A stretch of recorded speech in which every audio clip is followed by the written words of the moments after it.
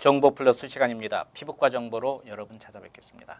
네, 뉴욕 메트로 피부과의 이현수 원장 함께 하겠습니다. 인사 나누면서 유익한 나눔의 시간 갖겠습니다. 네, 안녕하십니까? 네, 안녕하십니까?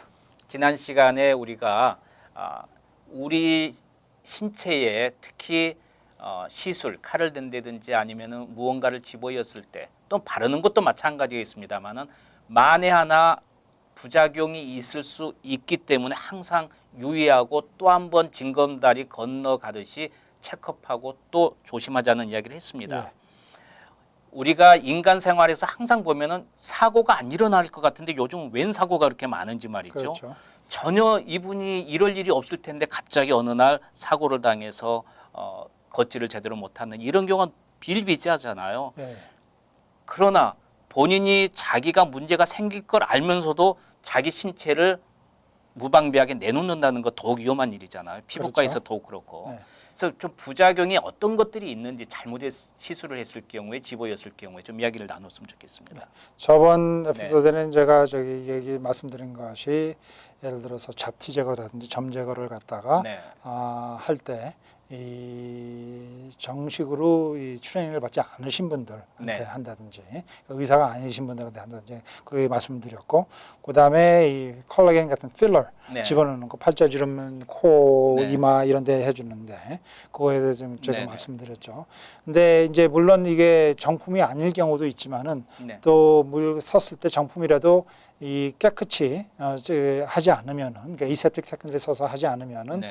이 감염이 돼서 고생하시는 분들이 그러겠죠. 있습니다. 그래서 이제 환자분 중에서도 감염이 돼서 상당히 오랫동안 고생을 하시고 수술까지 하시고 그러신 분들이 상당히 많습니다. 그래서 이럴 경우에는 예를 들어서 치료를 1년 거의 2년씩 하시는 분들이 그래요. 있어요. 그리고 이제 그 다음에 수술로 고치는데 또 2년 더 걸리고 네. 그런 게 있기 때문에 그걸 조심하셔야 되겠고, 그 다음에 이제 저희들이 그 다음에 또 보는 부작용들이 이 레이저라든지 이런 저기 의료기구를 갖다가 시술을 할 때 네. 정식으로 훈련을 받지 않은 사람들이라든지 네. 아니면 확실히 모르는 사람들한테 치료를 받아서 문제가 생겨서 오시는 분들이 종종 있습니다. 네. 예를 들어서 이 털 제거 하는 쓰는 예. 레이저 종류가 여러 가지가 있는데 네. 그것도 레이저에 따라서 쓸 수 있는 대상이 결정이 네. 되어 있습니다. 예를 들어서 백인들이 쓸 수 있는 레이저와 동양인들이 쓸 수 있는 레이저, 그다음에 달라요? 흑인들이 쓰는 레이저가 다 다른데 네. 그걸 염두를 안 두고 치료를 하다가 화상을 입어서 오시는 분들이 종종 있어요. 그리고 또 이 피부에 기미를 치료를 한다고 쓰는데 그게 레이저가 아니라 뭐 IPL이라든지 여러 가지 기구를 쓰는데 네. 그거에 인종에 따라서 그것도 역시 쓰는 파라미터들이 조금씩 다릅니다. 그리고 안 써야 되는 기구들이 있는데 그걸 잘못 써서 더 심해져서 오신 분들도 있고 이럴 경우가 있습니다. 이럴 경우에는 대부분이 물론 이게 치료받는 분들이 어느 정도의 이제 좋은 기구를 가지고 네. 치료를 해봤다고 그래서 경우도 있지만은 이럴 경우에는 아무래도 트레이닝을 제대로 받은 오랫동안 경험이 있는 의사를 찾아서 치료를 받는 것이 좋겠습니다. 똑같은 기구를 가지고 레이저를 우리가 하더라도 그 사람의 피부 상태라든지 약간 이제 인종도 그렇죠. 거기에 따라서 또 나이에 따라서 또 그 사람의 어떤 그 병이 그 전에 피부에 병이 그렇죠. 있었는지 모든 걸 조사해서 그렇죠. 아니면은 해야 될 같은 사람이라도 그날의 피부의 컨디션에 따라서 이제 그래요. 치료하는 방법이 다 다릅니다. 네. 그런데 일률적으로 그냥 어떤 그 레이저가 있다고 해서 똑같이 적용을 하는 게 아니기 때문에 그렇죠. 꼭 여러분께서 그 신경을 써야 되겠고요.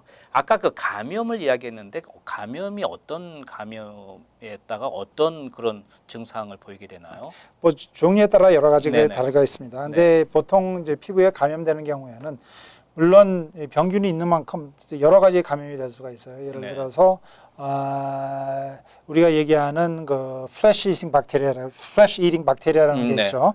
그런 게 예를 들어 페니실린 같은 데에 안 듣는, 그러니까 MRSA라고 해서 예. Methicillin Resistant Staph aureus라는 그런 박테리아에 감염돼서 오시는 네. 분들이 있습니다. 이럴 경우에는 저희들이 항생제를 쓰면 빨리 없어져서 다행이지만은 그런 경우가 있고, 또 때에 따라서는 이제 slow growing 박테리아들이 있습니다. 그래서 여러 가지 박테리아 중에서 치료를 갖다가 항생제를 6개월 내지 1년을 써야지 치료가 되는 그런 박테리아들이 네, 있습니다. 네.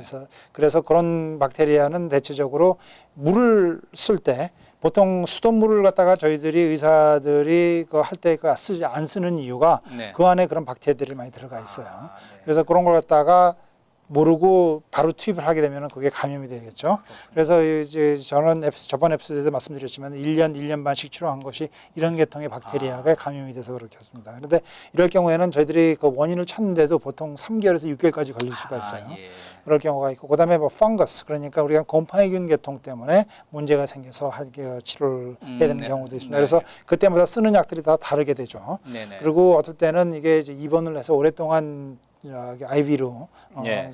약을 한 그런 경우가 있기 때문에 네. 여러 가지 가능성이 있기 때문에 아주 예. 조심해서 하셔야 되고, 저희들 이럴 경우에는 보통 시술을 할 때 완전히 그 시술 부위를 갖다가 소독을 하고 난 다음에 시작합니다. 그리고 저희들 장갑 끼는 것도 뭐 스테라일 네. 글러브를 끼고 한다든지 그렇기 네. 때문에 그런 데서 조심을 하셔야 되겠습니다. 사실 그 한국에서도 지난번에 어떤 분이 의사가 주사를 네. 같은 걸 한두 번 여러 번 써서 뭐 문제가 돼서 사망에 이르는 경우도 있는데요. 이 바이러스나 이런 박테리아는 곳곳에 어떤 게 걸려서 들어올지를 모르기 때문에 사실은 그 병원이나 이렇게 정상적으로 네. 소독이 되는 데서 분명히 해야 되는 건 여러분도 알고 계실 거예요. 그렇죠. 그래서 물론 예. 아시겠지만은 한 환자에 놨던 주사기를 가지고 다른 사람은 쓰는 네. 거는 절대로 안 되는 그러겠죠. 일입니다. 반드시 예. 버리고 하고, 네. 저희들은 할 때 장갑도 가르고 그렇죠. 그 위에 놓는 그 종이도 갈고 다 완전히 갈고 그래야죠. 새로 시작을 하는 그런 식으로 예. 조심하셔야 되는데, 이거 아직도 그걸 네. 갖다가 한다는 거는 좀 이해가 안 되죠. 이제 우리가 이런 그 감염에 대해서도 신경을 써야 되겠지만 또 우리가 좀 간과한 부분이 있는데요. 우리가 피부에서 바르는 거 있잖아요, 약이. 예, 예. 바르는 약이 있는데 이것도 그냥 사서 바르는 게 있지만 의사의 처방이 필요한 약들도 분명히 있어요. 네, 그렇죠. 근데 요즘 인터넷에서 등등 뭐 여드름 약부터 그냥 처방전이 있어야 됨에도 불구하고 그냥 사는 경우가 많이 있거든요. 예. 이런 경우에도 부작용이 있으면 어떤 것들이 있을 수 있을까요? 여러 가지가 있을 수 네. 있습니다. 예를 들어서 이 피부과에서는 저희들이 가장 많이 걱정하는 것이 이 스테로이드, 그러니까 소염제 계통 바르는 예. 연고를 남용해서 문제가 생기는 것이 많습니다. 그래서 가장 많이 보는 것이 그걸 얼굴에 있는 여드름이라든지 네. 아니면 염증을 없애기 위해서 얼굴에 많이 오랫동안 바르는 경우에는 얼굴에 여드름 비슷하게 생기는 이 페리오럴 더마타이러스를 해서 네. 얼굴 전체적으로 나오는 경우가 있습니다. 그래서 그걸 치료를 하는 데서 보통 3개월에서 6개월 정도 걸릴 수가 있어요. 그래서 그리고 또 혈관이 확장이 되고 네. 영구적으로 그래서 문제가 생기고, 또 그게 눈에 들어가게 되면 눈에 이 캐러락이 생기게 됩니다. 그래서 눈에 실명까지는 하지 않지만 나중에 고쳐야 되는, 수술을 해야 되는 그런 백내장이라고 그러죠. 네네. 백내장이 걸릴 수가 있고, 예. 그다음에 또 이 여드름 약을 갖다 잘못 발라서 거기에 이 염증이 생겨서 고생하시는 분들이 있습니다. 그래서 여드름 약도, 간단한 여드름 약도 바를 때는 조심해서 발라야 되기 때문에 예. 그런 경우가 있고, 그다음에 이 약에 알러지가 있는데 스테로이드 그렇군요. 약 계통은 보통 저희들이 염증을 없애기 위해서 바르는 네. 약인데 그게 가끔가다 알러지가 생기시는 분들이 있어요. 그래서 그걸 갖다가 바르는데도 안 없어질 경우에는 저희들이 검사를 해봅니다. 그게 네, 가끔가다가 스테로이드 알러지가 종종 생기는 환자들이 있기 네. 때문에.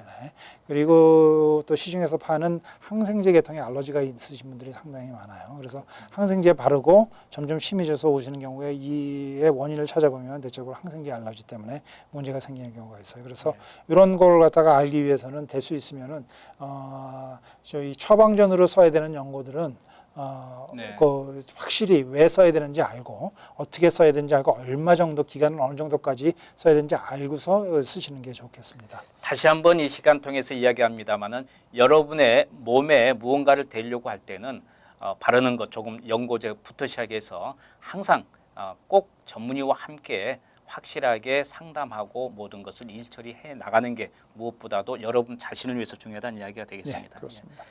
네, 정보 플러스 피부과 정보 여기까지입니다. 함께 해주셔서 감사합니다. 감사합니다. 네, 감사합니다.